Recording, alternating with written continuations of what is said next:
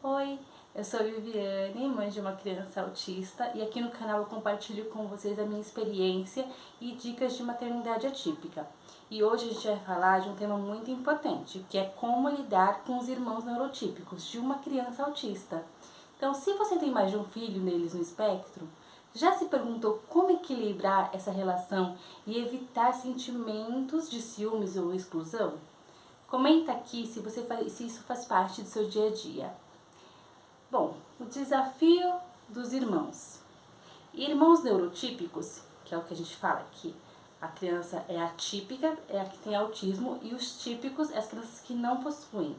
Então, os irmãos neurotípicos, eles podem sentir que recebem menos atenção por conta de todo o trabalho que a gente desenvolve com uma criança autista, né? Então, o filho que não tem o autismo, ele pode se sentir abandonado, ele pode se sentir que recebe menos atenção, né? Então, a gente tem alguns desafios que, queira não, acontecem, que é o ciúme, a frustração, a necessidade de compreensão. E eu vou te dar um exemplo aqui, por exemplo, eu tenho a Alice tem 13 anos, quando o Pedro nasceu, a Alice tinha a idade do Pedro hoje, né? O Pedro tem 6 anos. Então, a gente sempre, independente de saber o autismo do Pedro, porque o autismo do Pedro foi descoberto quando ele tinha 4 anos, né? A gente começou a investigar aos 2 anos, mas ele só foi diagnosticado com 4 anos. Então, até então, a gente sempre criou o Pedro de forma muito natural. Então, assim, o Pedro, a gente sempre tentou equilibrar essa questão dos irmãos, de eles terem a mesma atenção, e ainda assim, quando ele era menor, eu procurava dar atenção muito mais para filho mais velho, que é para Alice. Então, assim, isso é uma coisa que a gente já faz independente de ser autista ou não. Que quando chega um bebê numa casa, a gente precisa designar uma atenção maior para o filho mais velho. Por quê? Se a gente fica focado no bebê, o filho mais velho vai se sentir abandonado, vai se sentir desprezado. Então, em vez de ele ter uma amizade e um carinho pelo irmão, ele vai sentir que o irmão está tirando o espaço dele. Então, independente de saber se seu filho, bebê ou não, ele tem ou não autismo, a gente precisa entender isso, que quando o bebê chega na casa, a rotina vai mudar, mas a gente precisa que o filho mais velho seja inserido nessa rotina, e a gente precisa dar muito mais atenção para o filho mais velho para que ele não se sinta abandonado, para que ele não se sinta desprezado. Então, assim, eu sempre costumei fazer isso quando o Pedro chegou em casa. Então, assim, eu incluía a Alice em todas as funções, eu pedia para ela me ajudar. Quando o bebê estava dormindo, eu dava atenção para ela, e eu demandava atenção para o bebê nas necessidades básicas dele. Então, assim, a gente vai equilibrando os pratos por conta de duas crianças, né? E tem famílias que tem muito mais que isso. Então, é mais difícil ainda de estar lidando com esses pratos. Tem que estar equilibrando esses pratos, né? Então, assim, aqui em casa foi assim. Então, desde que o Pedro chegou em casa, eu procurei sempre dar atenção, uma atenção mais dedicada para Alice, para que ela não se sentisse abandonada, né? Quando nós descobrimos que o Pedro tinha autismo, quando a gente começou a investigar o autismo do Pedro, com 2 anos, naturalmente a gente acaba dando uma atenção maior para a criança que é neurotípica. Desculpa, para a criança que é atípica, né? E foi numa época terrível, porque foi uma época da pandemia. Então, assim, a gente precisou equilibrar, porque a Alice já ia para a escola, ela tinha as aulas online, então foi um estresse muito grande, tanto para ela quanto para a gente. Aquela sensação de medo, de pavor, de não saber que vai acontecer. A gente tinha aquela questão também muito grande o medo mesmo da Covid, de achar que a gente ia perder alguém querido. Então tudo isso foi uma mistura, né? Então foi nessa época que o Pedro parou de interagir e começou a regredir, né? Tudo que aconteceu. Como eu já expliquei pra vocês no primeiro vídeo aqui do canal. Então, assim, pra Alice também foi muito difícil, porque imagina, ela tava numa escola, ela tinha uma rotina e ela precisou sair, parar de ir pra escola, ficar em casa, a gente fica trancado, a gente não vê ninguém, não vê parente, não vê amigo, não vê nada. E tendo aquelas aulas online que foi um caos, eu acho que acredito que para vocês também, na casa de vocês, deve ter sido uma das piores batalhas, que manter a criança focada numa aula online. E foi terrível isso, né? E tem que tentar equilibrar entre os dois, porque os dois estavam presentes, né? E a gente assim acaba não conseguindo equilibrar esses pratos, né? Como a gente costuma dizer.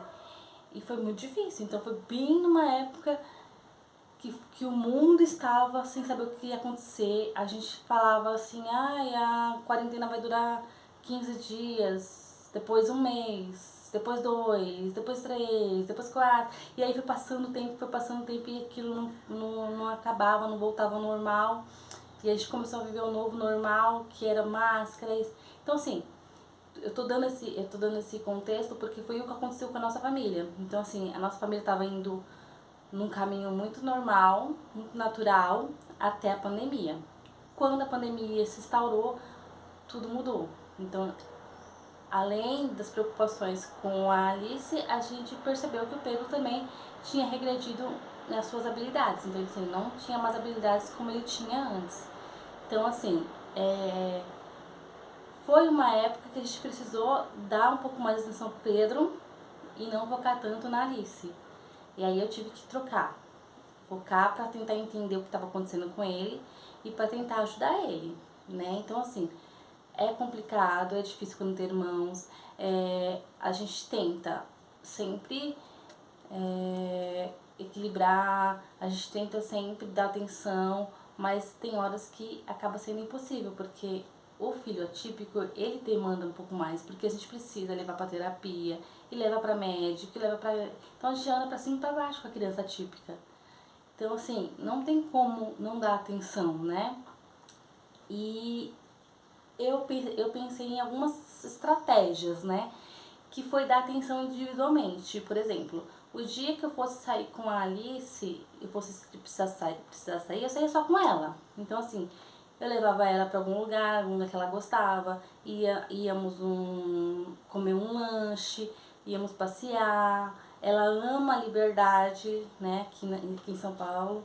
Então a gente vai pra Liberdade com os nossos amigos. E assim, e é um passeio que é pra ela, é com ela, é o tempo dela, assim, a minha atenção é totalmente dela. Então assim, eu procuro separar esses momentos com ela, pelo menos uma vez no mês, pra gente poder sempre estar criando laços e ela não se sentir que está sendo excluída. Porque é uma sensação de exclusão, é impossível não se sentir, porque assim, a gente vive a vida, a mãe atípica, ela acaba vivendo a vida do filho atípico, né? O filho autista, ele vai demandar muita atenção. Então, assim, saber separar esses momentos exclusivos com o seu filho mais velho ou mais novo que não é atípico é muito importante. Então, se você tem um filho que não é um filho neurotípico, então procura ter momentos de lazer com ele, ter momentos de uma leitura, um momento de assistir uma série, assistir um vídeo, dependendo da idade, né? E aí você vai equilibrando isso com ele, porque aí ele se sente pertencente, ele se sente feliz porque os pais estão dando atenção para ele, né?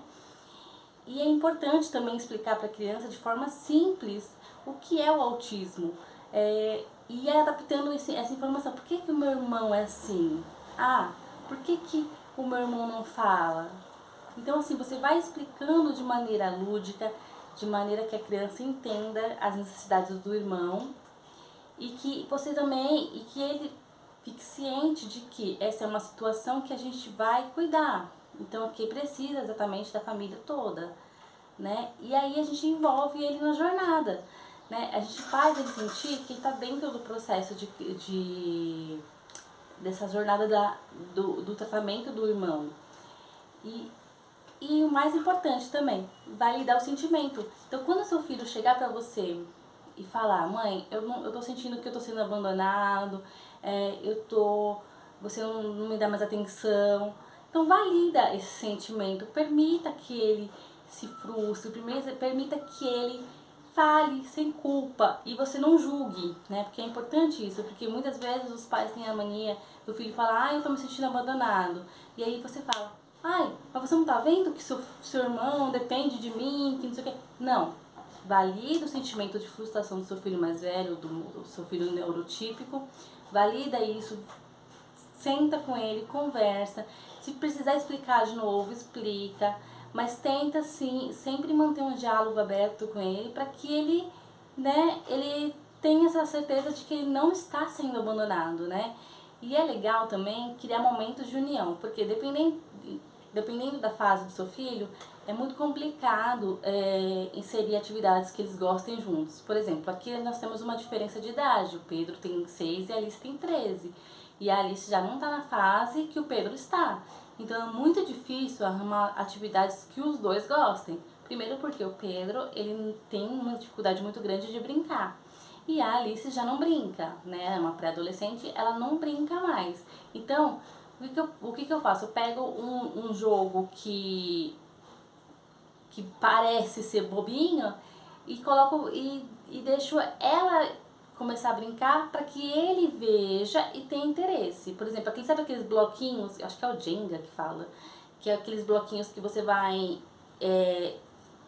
colocando um em cima do outro, faz castelinho, essas coisas, né?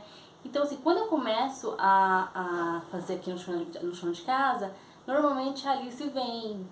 Então, assim, ela sabe que a gente está fazendo aquela brincadeira de pegar as pecinhas, de tirar, de cair. Nisso, eu tô brincando com ela e o Pedro está observando brincando com ela.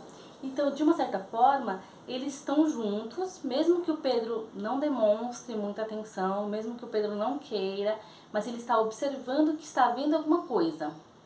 Então, é legal isso, porque mais pra frente é importante que o irmão saiba que pode brincar com o irmão, né? E é interessante isso. E sempre é importante reforçar aqui com vocês que o amor e compreensão, elas são construídas com muita, mas muita paciência. Eu sei que às vezes a gente não tem muita paciência, às vezes a gente se estressa, a gente grita e a gente perde a cabeça porque a gente quer que a criança faça uma coisa, quer que o irmão ajude, mas não adianta, é muita paciência. E aí eu queria saber de vocês, como que vocês equilibram isso entre os filhos? Eu quero que vocês compartilhem aqui no comentário, porque essa troca é essencial pra gente, é essencial para que a gente possa tirar uma dica. Por exemplo, às vezes uma mãe faz de um jeito que para outra pode servir, né? Que tal assim a gente começar a conversar aqui nos comentários e vocês me disserem assim, olha, aqui em casa a gente faz assim, a gente passeia, ou a gente faz um passeio diferente, ou a gente se programa para fazer uma brincadeira em família. Então, assim, é legal essas trocas de informações para que a gente possa, juntos, né, pensar em maneiras e estratégias de envolver os irmãos, porque os irmãos, a gente fala que ter irmão é uma benção. Eu tenho meus irmãos e eles são uma benção na minha vida. Então, eu quero que isso seja para os meus filhos. Eu não quero que eu não quero que minha filha sinta uma obrigação de cuidar do irmão. E também é por isso que eu procuro criar o Pedro de maneira mais independente possível. Por quê? Porque eu quero que ele cresça independente, eu quero que ele tenha a vida dele, eu quero que ele tenha a família dele. E eu não quero que ele dependa de ninguém. Então, assim, não quero que tirar essa carga das minhas costas e incluir essa carga nas costas da minha filha, porque ela é irmã dele. Eu quero que ele tenha autonomia suficiente para que ele possa se cuidar sozinho, né? Então por isso que é importante demais, a gente frisa que é muito importante o tratamento e a gente sabe como é difícil para muita gente conseguir o tratamento, principalmente pelo SUS, que é muito difícil. Inclusive o Pedro, ele tá numa fila do AMA, que é o Amigos do Autista, que é uma ONG que é do SUS.